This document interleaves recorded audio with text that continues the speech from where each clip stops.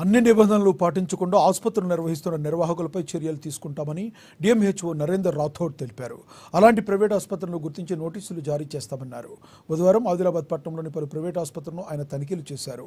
ఆసుపత్రుల్లో rate chart, రికార్డులు, fire safety licence, డాక్టర్ల సర్టిఫికెట్లను పరిశీలించారు. ప్రధానంగా వేసవికాల దృష్ట్యా ఫైర్ సేఫ్టీ నిబంధనలు పాటిస్తున్నారా లేదా అని పరిశీలించారు. ముందుగా ఫైర్ సేఫ్టీపై దృష్టి పెట్టాలన్నారు. క్వాలిఫైడ్ డాక్టర్లు మాత్రమే ఆసుపత్రిలో వైద్యం చేయాలని సూచించారు. डेट पे क्या करा सर? अच्छा याद नहीं सर, ऐसा ये एक्सप्लेन हो जाता है.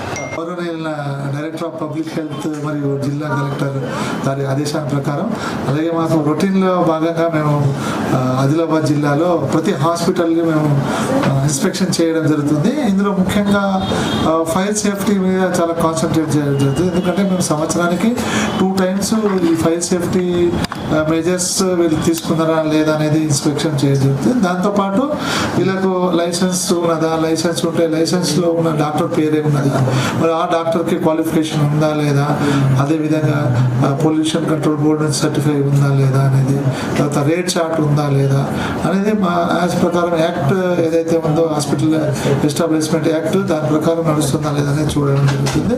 ఇందులో భాగంగా ఈరోజు ఈ అంజుమ్ హాస్పిటల్ మరి వెంకటేశ్వర హాస్పిటల్ మరి తదితర హాస్పిటల్ ఇన్స్పెక్షన్ చేయడం జరిగింది. ఇక్కడ ఇప్పుడు ముందుగా ఫైర్ సేఫ్టీ చూసాము, లేదా సర్టిఫికేట్ ఉంది, ఫైర్ ఎగ్జిస్టర్ కూడా ఉన్నది.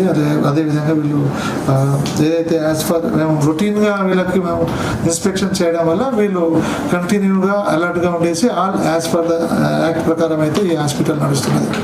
అలాగే వేరే హాస్పిటల్స్ ఇక్కడ ఉన్న మొత్తం టోటల్ 156 ఎస్టాబ్లిష్ రిజిస్టర్ అయిన హాస్పిటల్స్ అన్నిటికీ ఈ 15 daysలో మేము టార్గెట్ చేయడం జరిగింది.